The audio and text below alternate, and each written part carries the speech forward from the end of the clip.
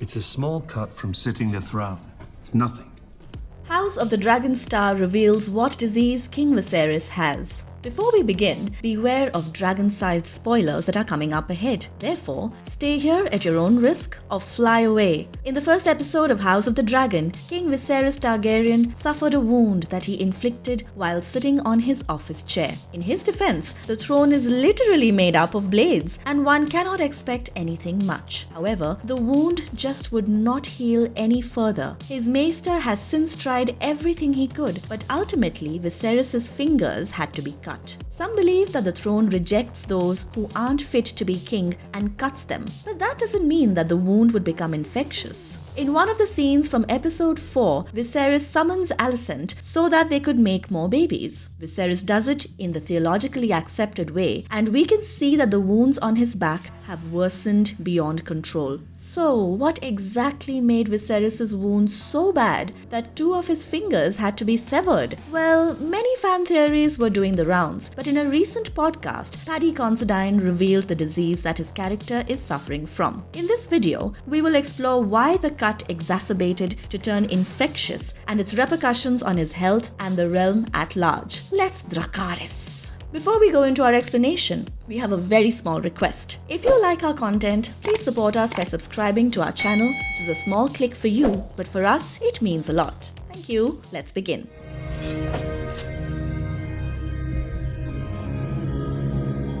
The Perils of Viserys' Kingship. To understand Viserys' disease and its implications, it is fairly important that we take into consideration the mental and physical hardships he is going through. After all, it's a Targaryen king, and his disease would not be like that of the small folk. So, House of the Dragon is 4 episodes too deep into the black hole that is the interpersonal politics of House Targaryen, and already there has been so much that we cannot keep calm about. One of these hot topics is the curious case of King Viserys Targaryen. The dude is almost always stuck between a rock and a hard place, and that's mostly his own doing. He's essentially a nice guy, but when it comes to being king, he's ill-suited. The list of his troubles as a man, father, and king is quite long. In the first episode itself, he quite literally allows his wife to be sacrificed in favor of his son, but he ends up losing them both on the same day. And then there's Otto Hightower, the ex-hand who has been manipulating Viserys since day one. The king's brother, Daemon Targaryen, is no less than a sore wound, and as of the 4th episode, Viserys has had to banish him twice. Additionally, the good king's teenage daughter is doing all the things that would piss off fathers. I mean, the girl visited a brothel with her own uncle. Who does that? And of course, the question of who sits on the Iron Throne still looms large. While Rhaenyra and Daemon want it for themselves, the king's wife Alicent wants it for her firstborn son Aegon. So you see, the king has a lot on his plate to occupy his mind and give him all sorts of troubles. But on top of all this, the king now has had an additional worry, his damned office chair, which keeps cutting him. For a man who's king, resting the bottom on the throne should come in easy, but that's not the case. To know more, you can check out our video on the secrets behind why King Viserys keeps cutting himself on the Iron Throne. Anyway, it's quite evident that not only is Viserys suffering from a wound he inflicted in the first episode, but he's also troubled mentally. Of course, fans of the show and Martin's fantastical world had many theories. Some said it was grayscale, the Westerosi disease that Princess Shireen and Jorah Mormont suffered from, while others believed it was dragon pox. Yet, others thought it could be a modern disease like hemophilia and necrotizing fasciitis. However, thanks to Paddy Considine, we know the exact truth behind the diagnosis of King Viserys.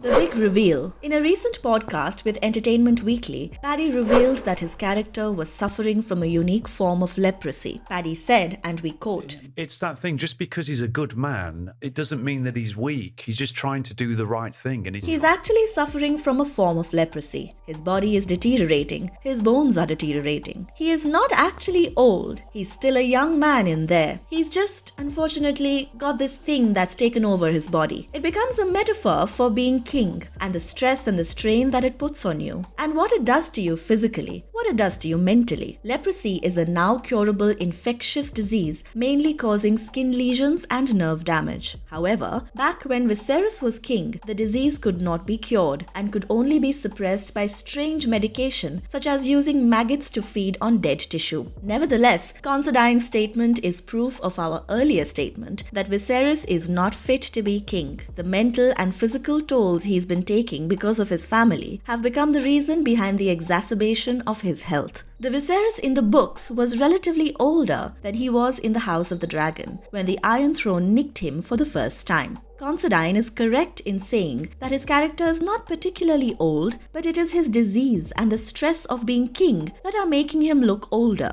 And if you notice closely, the first and the fourth episode are separated by a few years chronologically, but when, as far as his looks are concerned, it seems that Viserys has aged by a decade. Of course, it is his ailment that's making him age faster, but I believe the effects of the disease are becoming more pronounced because of the controversial way that the Targaryens breed. Viserys' parents, Baelon and Alyssa Targaryen, were siblings, and there's a reason why incest is forbidden even scientifically. Inbreeding or homozygosity can lead to recessive traits and decreased biological fitness, including weakened immunity. But Viserys is not the only one to suffer from such a disease. There was another king who died before his time and due to similar reasons. Let's find out, shall we?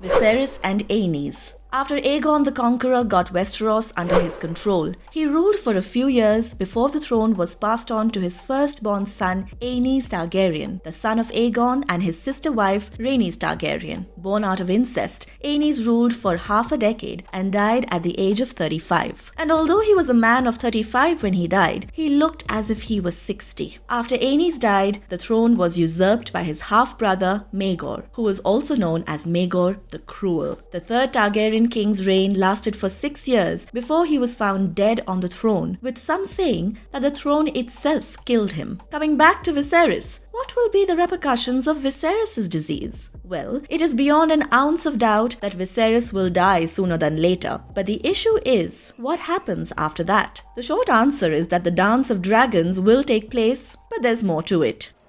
Have your bannermen questioned my choice of heir?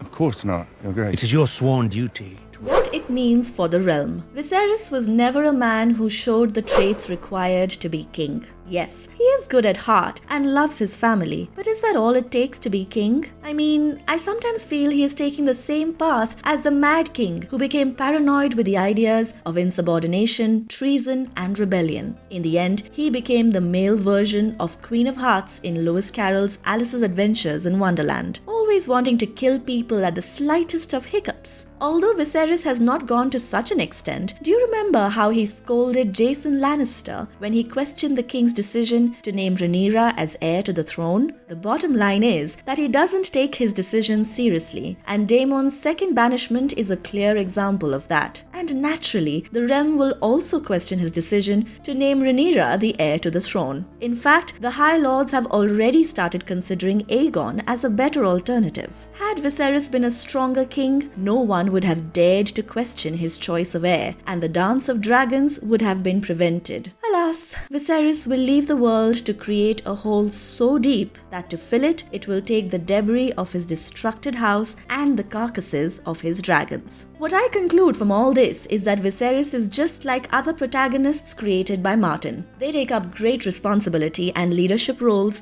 only to suffer great personal costs. Jon Snow literally died because Tarly made him run for Lord Commander of the Night's Watch. He did his best in that capacity, but to what end? Next, when he was chosen king in the north, he did not want it, but he saved the north and the realm. And what did he get in return? Well, he was sent back to the wall. Viserys is no Jon Snow, but he has already started to suffer. And from the way the fourth episode has ended, it seems his worries and lifespan share an inversely proportional relation. And if you liked our content, don't forget to leave a like and subscribe to us if you haven't already. Have a good one and be safe. Thanks, everyone. Would you like to see the tapestry?